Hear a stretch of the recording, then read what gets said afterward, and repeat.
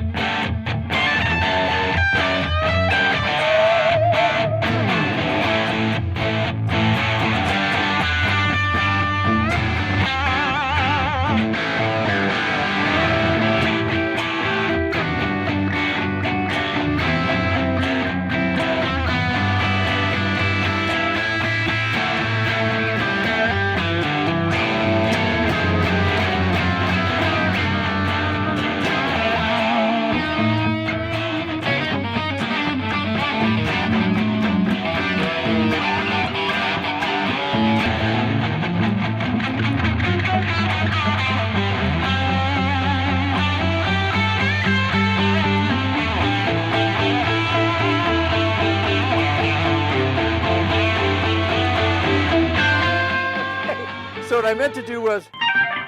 Oh. Wait, were you trying to do that one? That was awesome. Wow. It was, guys. What a journey it's been to get to this room, Jared. Hey, thanks for having us over to your home. Well, you went to the stewardess this morning, and they knew your names already, and our pictures were there. Would you like to talk to the pilot? And Yeah, the yeah. pilot said, yeah, I'll get you there on time. A great joy to be here with the great Tim Pierce. Absolutely, man. An honor. Well, I watch your show, and I listen to your show, and I know it well. Thanks. I love it. It's a great community that we get to be part of. And I do get people to come visit. I'm going to do some more this year. I mean, I visited Oz Noy in New York. Love that guy. And I had Phil X here and Cool. some other people. It's been really nice to host people and to interview some people. I plan on doing more of that this year. Mhm. So, but I'm fine here by myself. And you know, it's funny. I had Mark Terry here. You know, a few years ago. I had Mateus Asado here a few years ago. So I've been doing this a long time, and I need to get some of these people back. Yeah. This is the time of year, right? Everybody starts knocking on your door, and they're like, Yeah. Tim, it's NAMM. Including us. Yeah, Hello. we were some of those people. Your plans for the NAMM show have changed, you know, from one time to the next. You go to one show, it's a certain thing that's going on in your life. Where we are with NAMM these days, in a post-COVID world, there was some ups and downs. I feel like we're all finally back and ready and raring to go. The internet world has fleshed itself out more than ever before. So everybody, I think, is on a more even playing field than ever before as far as the understanding of what we're all doing here, what we're supposed to get out of this. What all I get out of it is this right here, hanging with like-minded people and enjoying music, whatever avenue that may be, whether it's talking guitar or just the everyday tribulations of being a musician. Are there any conversations that you find yourself having might resonate with some people out there? Well, you brought up a point. It used to be, because I'm from a different era, where when I moved to LA, there were no cell phones, no computers, you literally had to be in a room with people to make music. So everybody was joining other people in rooms to make music. And there was a thing where people who got great at what they did, they tended to hide the recipes for their greatness, be it what the gear they were using or what they were doing. There were a few people who taught, but if people were more protective. And the thing I love about today is it's the opposite. You literally tell people everything, you share everything. And the point for us now, and it really is a better world in a lot of ways, because you build your own business. Instead of signing to a record label, you put out your own music, you find your own audience. The infrastructure you build is for yourself, and it's a much better way to go, because if you're tied to a record company or a management company or something like that, they're not necessarily going to spend 100% of their resources on you. No. And when you're doing it yourself, you are. So that's the best thing about the new world.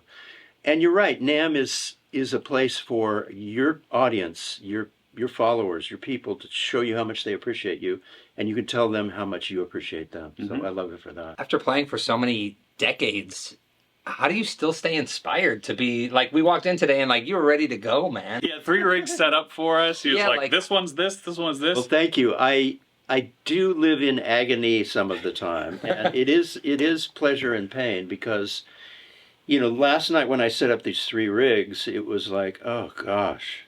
I know you were much on your rather- hands and knees doing this. I'd much rather be watching Tyler Netflix needs now. a stupid ephemerum, obviously. So people need to know that being an artist or creating something, there's a great part of it. There's a lot of drudgery. Mm-hmm. There's a lot of time when you're in the weeds. There's time when you're bored. But what you reveal after several days of maybe fighting and pushing and being in the weeds and drudgery and boredom and agony, you keep pushing, and then you reach this place where you have something to show. Mm-hmm. And that's what people see. And there's nothing wrong with that. I wouldn't mind, I've done videos where I show people, 18 solos that I did, and I pick the one I like. You can show people the struggle, but in general, as a performer, you're going to show them the tip of the iceberg. And so just don't be afraid to be in agony as you create something. That agony, I think, has affected the mental psyche of certain guitar players, meaning if you don't play it perfectly, don't post it. And that yields some behavior that has been frowned upon that we don't necessarily need to dive into, but the whole misrepresentation of yourself and the ability to do that now is easier. And yet we are becoming, as things get easier, we find out as consumers what's going on with our own eyeballs. And that pressure, I think, is what led to all of this chicanery with trying to be, I don't know if it's comparing yourself in that crushing feeling of anxiety that you can't measure up to someone else's posts, which may or may not have been real, as we've learned. That sort of cyclical maelstrom of chaos is really something that if you have the right person to tell you, no, don't worry about that, then that's great. Or if you're like us and we've been run over 100 times and we've learned, oh no, that's fine. It's Absolutely.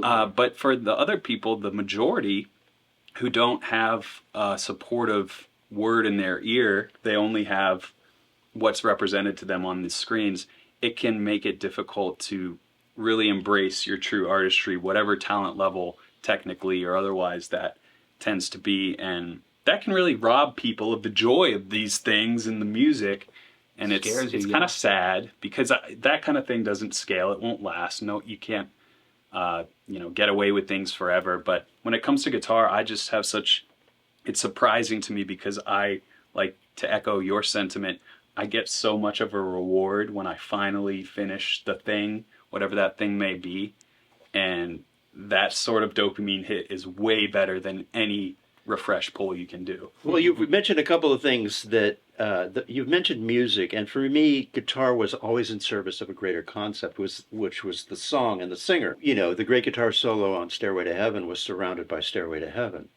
But what you have in social media is often the only way to rise to the top is to play twice as fast as the fastest players in the world. And frankly, to me, I would rather hear something slower in the context of a song most of the time, but that's just because of my upbringing. But I understand, and I will never criticize somebody who is, playing 64th notes at, 200 ppm. That's a little slow, but yeah. Can we compose some sort of beautiful sounding jam?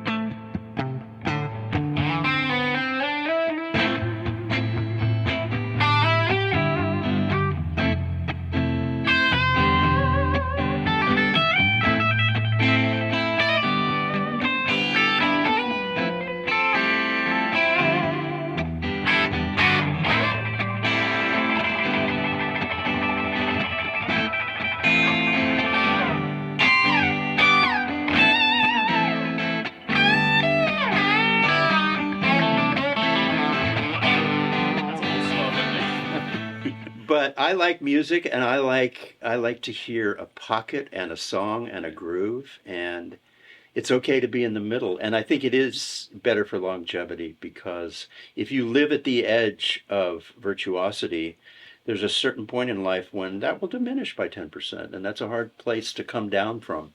Really? Yeah. But yeah, people should make sure they enjoy music in addition to guitar. I did a solo record years ago, and I wanted to reach the wives and the girlfriends more than the musicians. Nice. So That's a funny, like, put on your whiteboard when you're going into the writing room. Just Who like, am I writing wives, this for? girlfriends. Is there a time though, like, let's say back in the 80s, when you saw what was happening and you said to yourself, you said, this is like a little bit of a rat race. Like, what's the goal? Absolutely. The lucky thing that happened for me, I had chops that worked well in the 80s, but there was, I could never be Eddie Van Halen or when Steve Vai came along.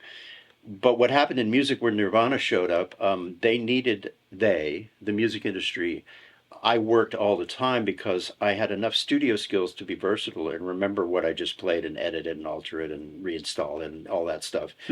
But I also knew how to sound like a band player with heart. Yeah.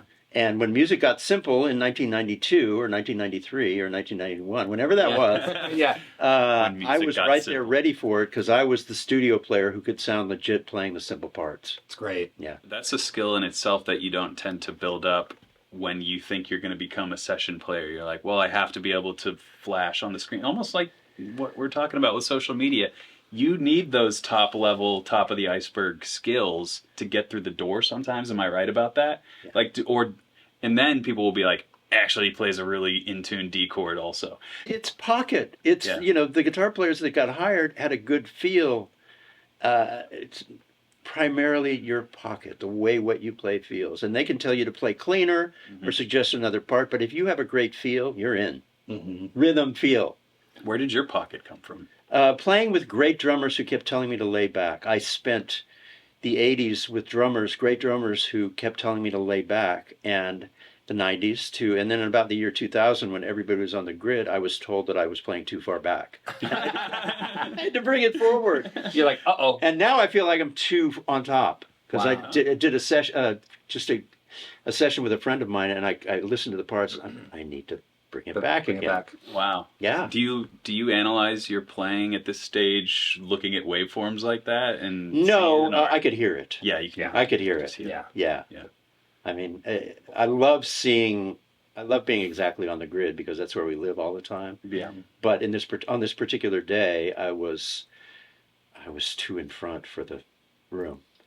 Maybe too much caffeine. Yeah. Did you have Yeah. too much coffee? You had some Always. some espresso that you so kindly made us earlier. Yeah. Are you an espresso in the morning guy? I am, Start yeah. practicing? Is that your routine? No, my mornings are slow, and I am productive, but only part of the time, and that's my secret to having fun. I try and get as much possible during the day, but I love taking a break and, having some fun. So I push every day, and my wife lets me push the first half of Saturday and Sunday too. That's fantastic. So I just push a little bit every day, and it all adds up, basically. Is there something you're working on right now, especially that is like got you fired up at all? Yeah, because Larry Carlton asked me to sit in on Monday night as a secret surprise guest at the Baked Potato. Oh, wow. And at first I felt panic and fear in my stomach. And then I said, give me the easy songs. And they agreed. But Travis said, would you like to play 335? And I said, okay. And then I've been practicing the tricky part of Room 335, which requires some quick key changes. And so I've been practicing that. It's been really fun. And it's easy. That's awesome. Back to your point, I'm glad you brought me here to this point again. These guys, when they play, because I've seen Larry at the Baked Potato, and other people too, it's not about being perfect, it's about being human. And there is no expectation. Like, I even saw a friend of mine with his band the other night at the Baked Potato. Everybody, super high level arrangement of a very fusion song, great players. They got lost in the middle of the song, and he had to stop the song. It was the greatest moment of the night. In the audience, and they're going, oh, what happened? And he said, I told you this was going to be a rehearsal, because they hadn't rehearsed. I'm telling you, it was the greatest moment. Yeah. My whole thing is flipped. Yeah. I don't want perfection. Right. I want to see heart and humanity So I'm with you. It took me a long time to get there. Like in that jam, I never would have gone. That was the best part, I think. That's the part I heard. Now That's the part where I started Well- losing my pocket because I was like, "What?" What is he doing? It didn't end well. That was Great. But it's like It still was the most human, perfect part, in my opinion. Right. So it Which you takes a while cannot to get there. fabricate, by Yeah. the way.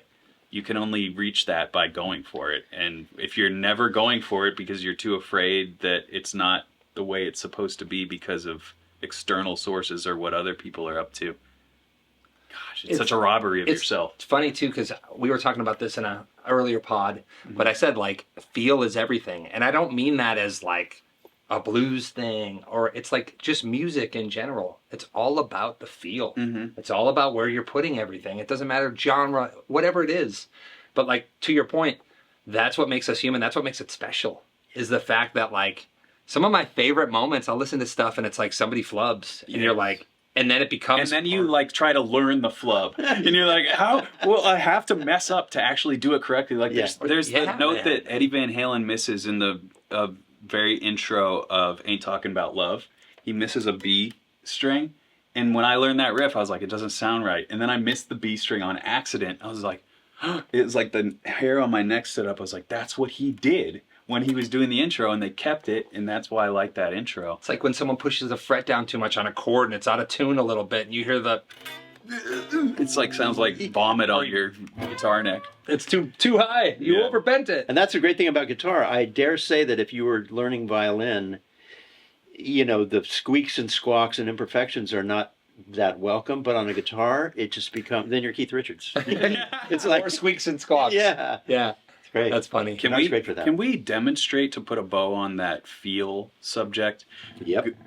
Playing ahead and behind. Absolutely. And what that feels like. Yeah. So we can let Yeah. people know like what's wrong. Yeah, just give me play some rhythm, and I'll go for it. I like those Vemoram pedals. Those are sweet, man. Super high quality, yeah. Mhm. Shanks one's really good.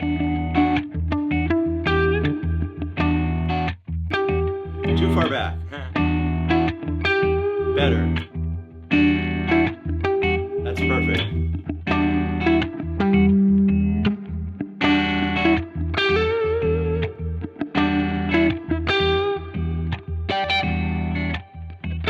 That was good too.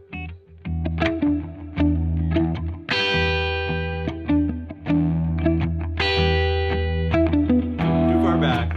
See, and that's the thing. I'm trying on purpose to lay back, and I went too far a few times. Mm-hmm. But yeah, that's really it.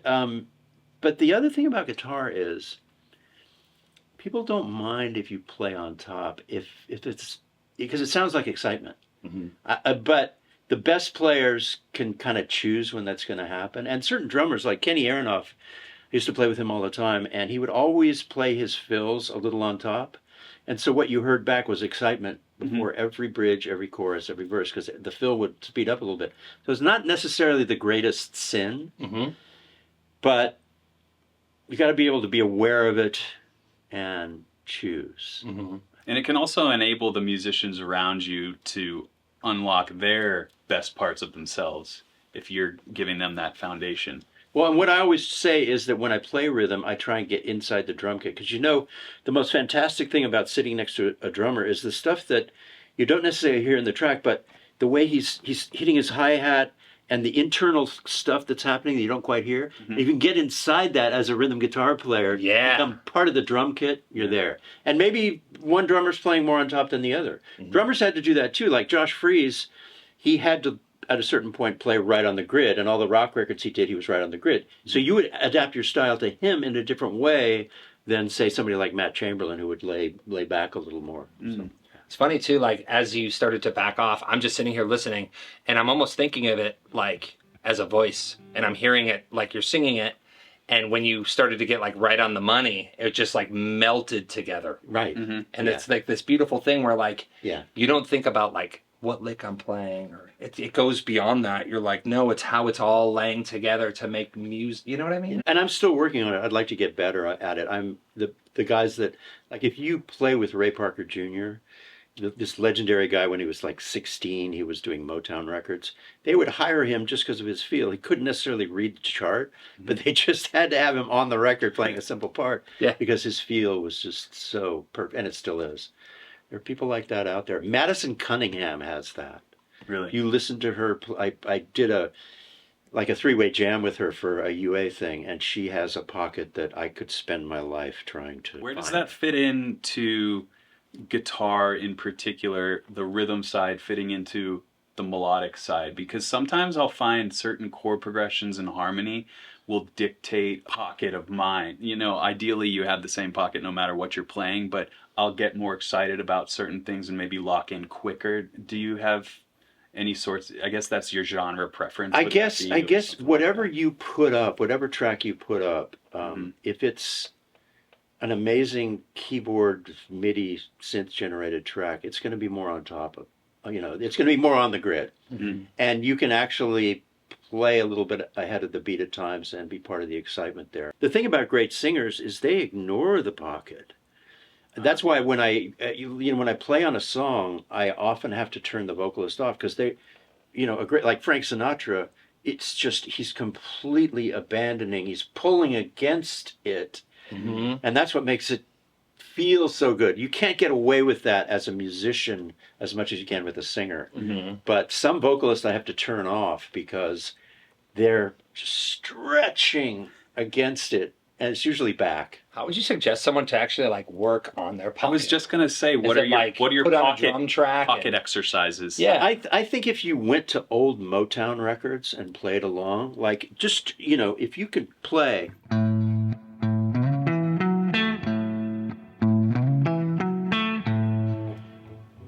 Play it by yourself, and then listen to the record and see if you can make the parts they're playing sound legitimate. Play along with those records, and then play by yourself and see. I'm actually surprised. I didn't expect it. This is a really hard thing to get this like he played it, that gentleman who played this. I think it's My Girl. Yeah, My Girl.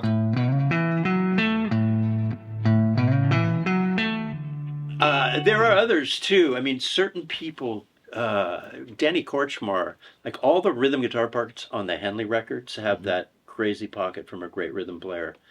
The Ray Parker Jr. stuff, just explore, older music, basically. Yeah, older music with not any sort of grid necessarily. No, but like even like Eddie's pocket, his rhythm pocket is phenomenal. Yes. But that's a rock version of that. It's phenomenal. It still has a little jazzy swing, though, when you analyze it. Well, and I always say about John Bonham, everything he does swings, even if the threes are really small. The reason every drum part is so great is that he's swinging everything. He turns everything everything he plays is a shuffle. It's just, it might be the tiniest increment of fast threes. Yeah. 1, 2, 3, 1, 2, 3, 1, 2, 3, 1, 2, 3. When people would ask you if you're running a session and they do the thing that we were talking about, but you're getting paid for it, so it's okay.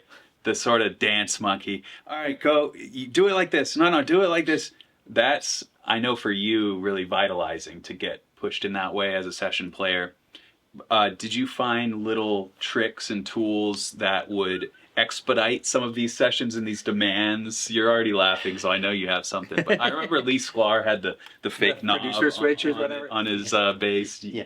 Anything along those lines? That I got pushed pretty hard, and one time a producer was a dear friend of mine. He kept asking me for these tweaks and microscopic changes, and I said, I won't say his name because I love him. I love this guy. I said, the only way this is going to happen is if you leave the room. And so he left, and I did it with the artist, who had no preconceptions about microscopically managing my part. He understood, and he left the room. Occasionally, I would be brought to that breaking point. I might just say to people, you need to tell me exactly what you want, because we can't go any further unless I'll say, this is on you right now. I've tried 17 things. This is on you right now.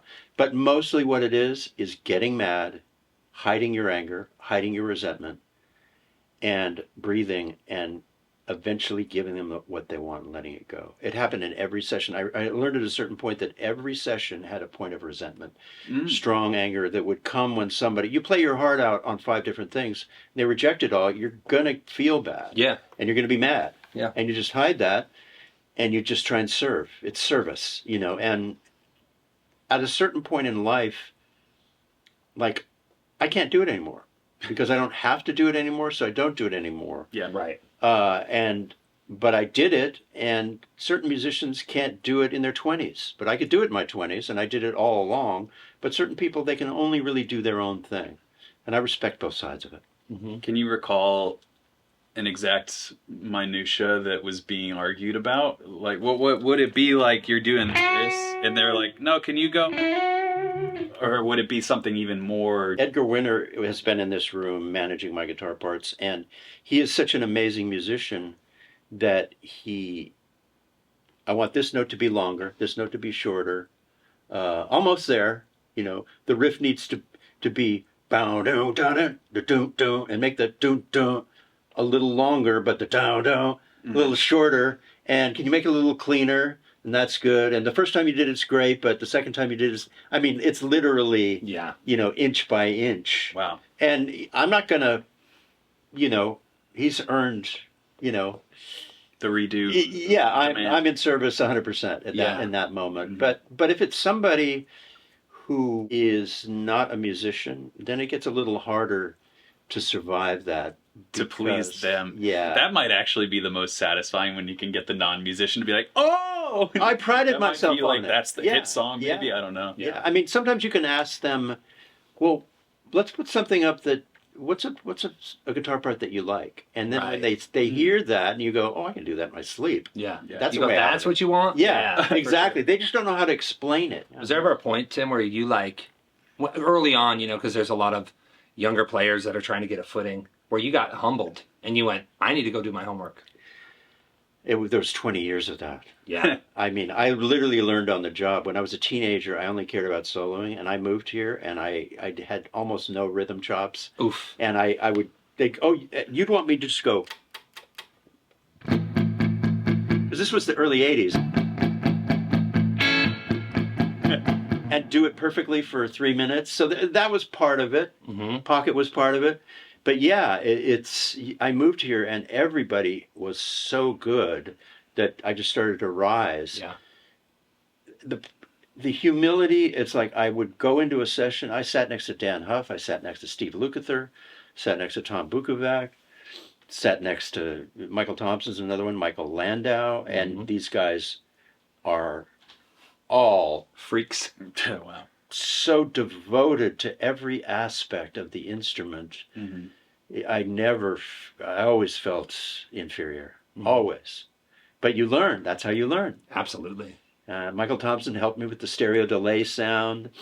I mean, the speed at which these guys create parts is amazing, and their stamina, where after 3 hours they're ready to dive in again and give you 110%. The main thing that really blew my mind was the stamina of these guys.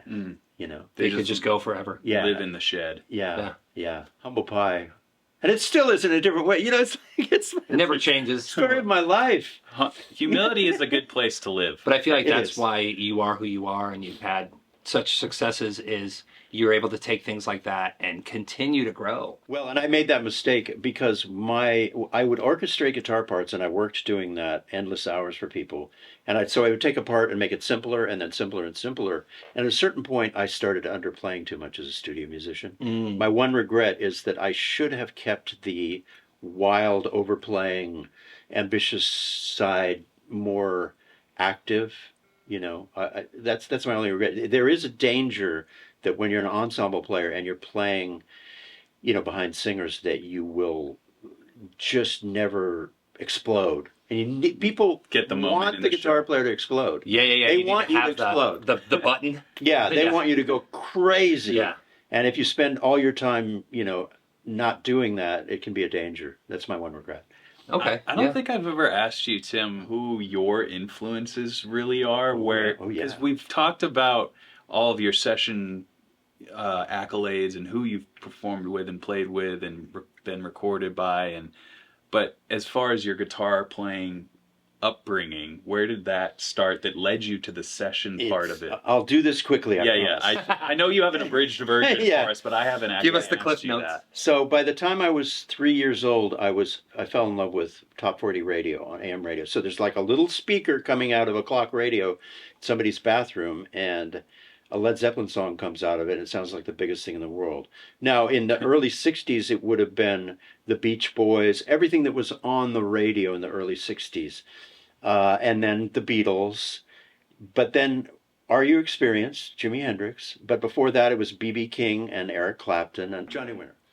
Mark Farner. Then even Crosby, Stills, Nash & Young, Stephen Stills, and that just kind of Killer. narcotic kind of. I'm over here getting excited. Yeah, so it was everybody and everything in the '60s. But I mean, ZZ Top. I saw them. I mean, Did you see OG ZZ Top? I did. I saw them open playing Rio Grande Mud. Shut it. I saw them open for like Sly and the Family Stone. Killer. What was your favorite song from that set? Did you have one?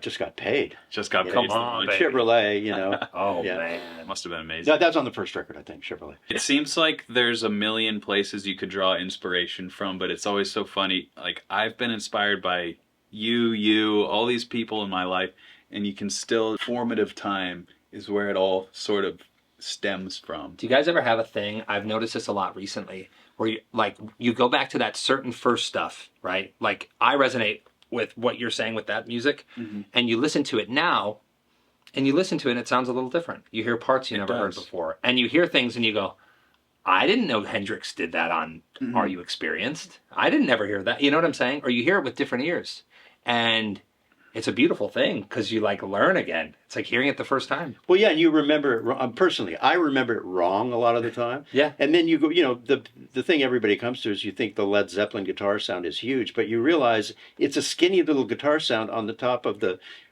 biggest bass and drums you've ever heard, and that's a secret. Yes. And there's lots of surprises when you go back after you've learned some stuff and listened to things. I don't know if every guitar player truly reaches that point, and I think that's why they quit, is because you don't find that one piece of music or something that gives us this feeling that causes us to turn on the cameras or press record or what have you, keep playing this thing. And I wonder if it's not always a guitar player that does it for you. For me, I think I heard Eve 6 Inside Out when I was like 8 years old, or Lenny Kravitz. There was a song called Super Soul Fighter. And there's barely any guitar in that, but it's just this wall, and I'm like, ooh, that's music. That is giving me a feeling. I'm going to use guitar to get that feeling. It's true. And so, Jared, who were your influences?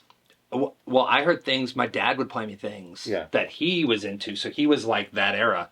So it was, the first stuff I heard was Cream, Mountain, Grand Funk, West Bruce and Lang, of course Zeppelin, but then it was like Robin Trower and Ted Nugent and all this like really, really exciting blues rock. Yeah. So when I heard like guitar, I was like, it sounded like a stick of dynamite going off. Yeah. And it was like, man. And then when my friends played guitar, I was like, ugh. And then I was so into Zeppelin, I was like, I should just play drums because everybody plays guitar.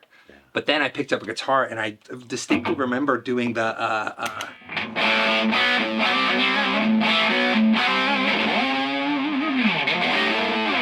that sound, right? Yeah. And it was like, okay, that like pulled on it, and then that's all it took. But that was actually the first riff he ever played when he picked up a guitar. First riff I ever played was this one. Hey, this is the riff. Picked it up, what riff is this?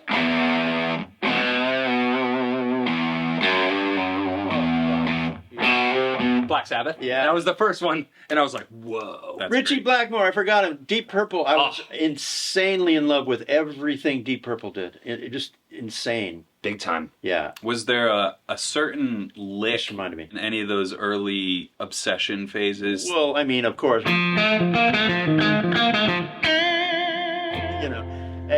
That. So That was good. the, There's a couple licks like that it's not like you're going to transpose them and play them all over the place, but when you play them in the exact spot. Oh, and a Band of Gypsies. I'm sorry to interrupt, but it's coming. Go on. A Band of Gypsies. It's just like, I listened to that like 400 times. And even though I don't play that way, I wanted to.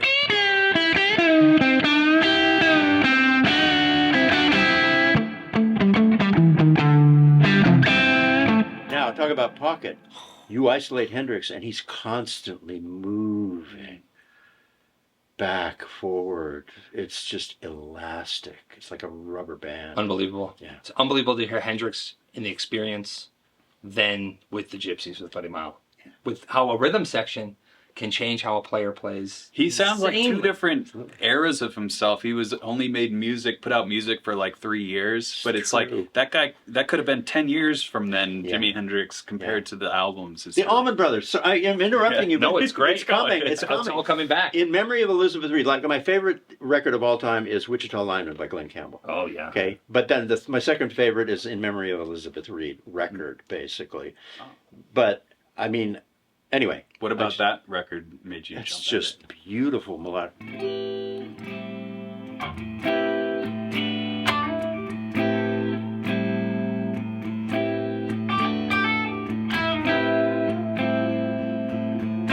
I mean, it's like just this, it made me float. It was almost like when dinosaurs ruled the world, because like those guys were going up there, they're like, man, we're just plugging in and we're playing, and you listen to it. Yeah. And it's like, where's this tune? How did you guys tune? Yeah, what Who tuned? we How did do you it. make a Les Paul sound that sweet on the bridge pickup? Right, and all of a I sudden you can't. guys, It's like insanity. It's crazy, man. And then another band, then I promise I won't interrupt you. No, We're going on a tangent, bro.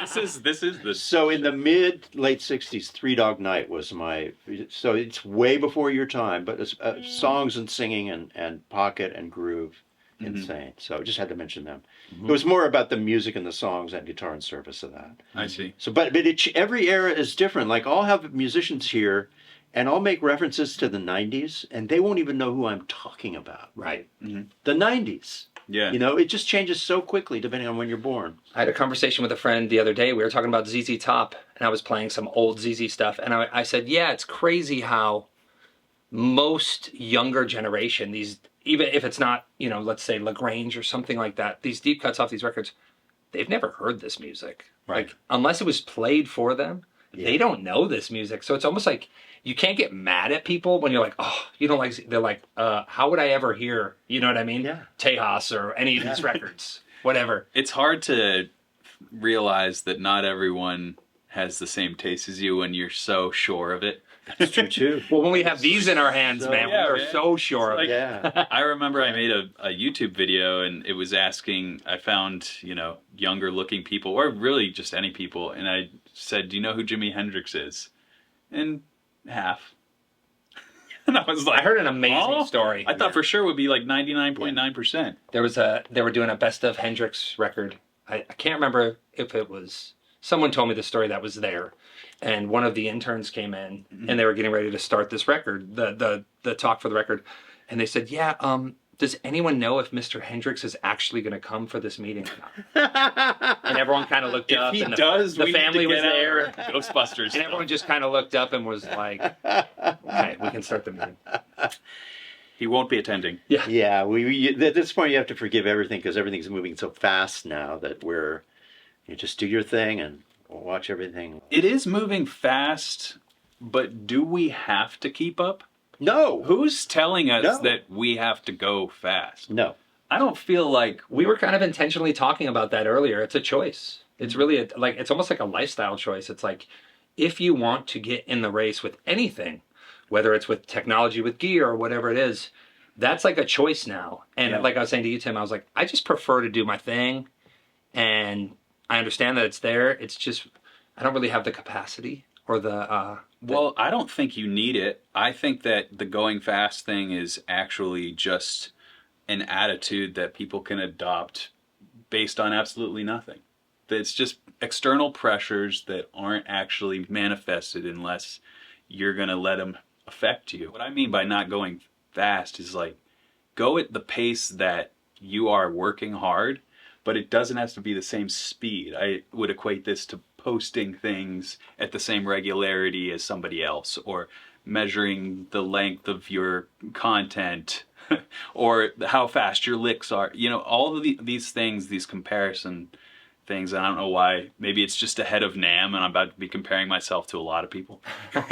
But I think that is truly a death knell of your artistic creativity. And the further you can get away from the comparison and the closer you get to the adoration, if you want to call it that, just the love and joy of it, it makes all of the stresses of this business that can pile up go down.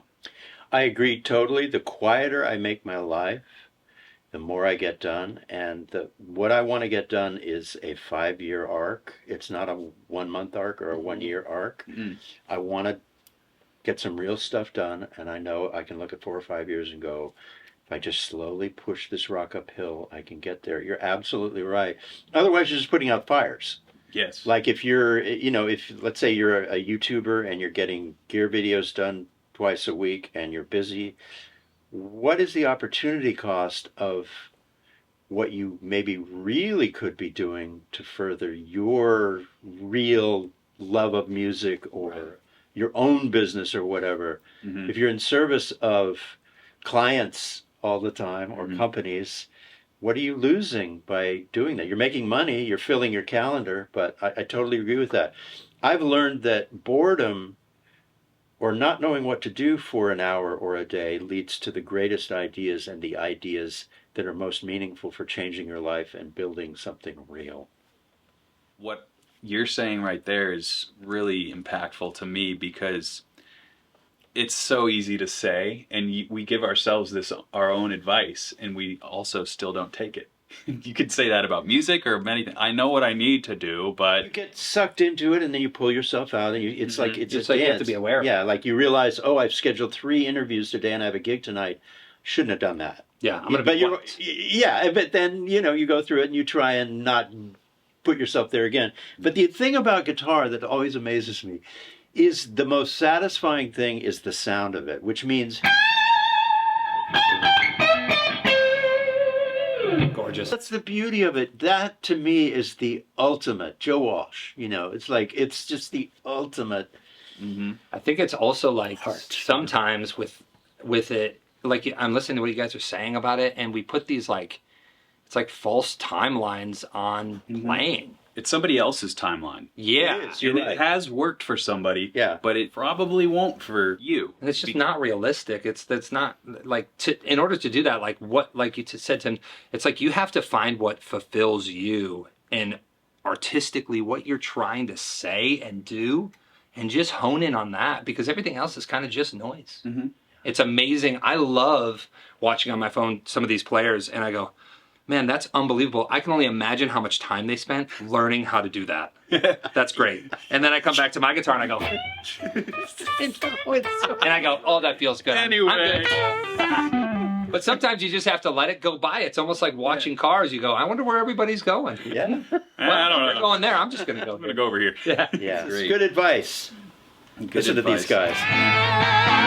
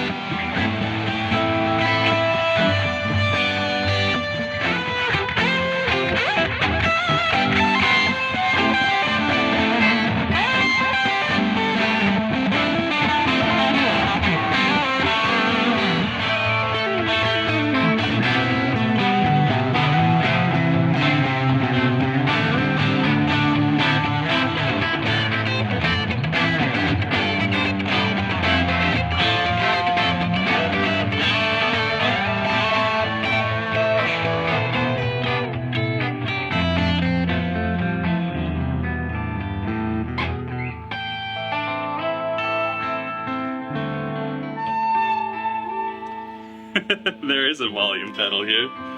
Might as well use it. Tyler, you did the best pedal board management of the whole. Yeah, But did you dancing. know what you were walking into or something? I was stepping into it, Yeah, actually. he was like, Good "Oh yeah, let me stuff. click this halo on." Andy Timmons stuff is really good. Oh my gosh, Say. that's the one piece of gear you couldn't live without as a session player throughout your career. And the can't say tuner. No, it would be a Fender Vox style amp. I mean, for a while, it was a particular amp. It was my divided by 13 RSA 23, basically, because I could get the perfect edge of breakup on it. I Nice. could trust it in every situation. Man, well, it's been such a privilege. We have I could talk to you all day. We have to Well, leave. gotta do it again. Yeah. But what a treat to be here with you, and we're really honored. And Honored, man. We really As am appreciate I. your time. Yeah, You're a legend. yours too. Well, thank you. We can't wait for what's in store next. It's true. We'll keep going, and it'll be. We'll do it slow, and you should too. Oh yeah. You know what the best part about this stuff is? I feel like I learned stuff. So do I. I like watching these back, and I'm like, oh shit, I was there for that, but I forgot about it. I'm so grateful that they get captured on. Yeah, I mean, part of my regret part is I was so busy doing sessions, I was just tired all the time, and I Yeah, you're didn't- just beat. Yeah, I just didn't. I was just recovering from being tired all the time and burned out. Yeah. You got to go past a point of burnout all the time. But now I'm like you. It's like everything I'm exposed to. It's like, well, I can either choose to feel inadequate or I can just learn.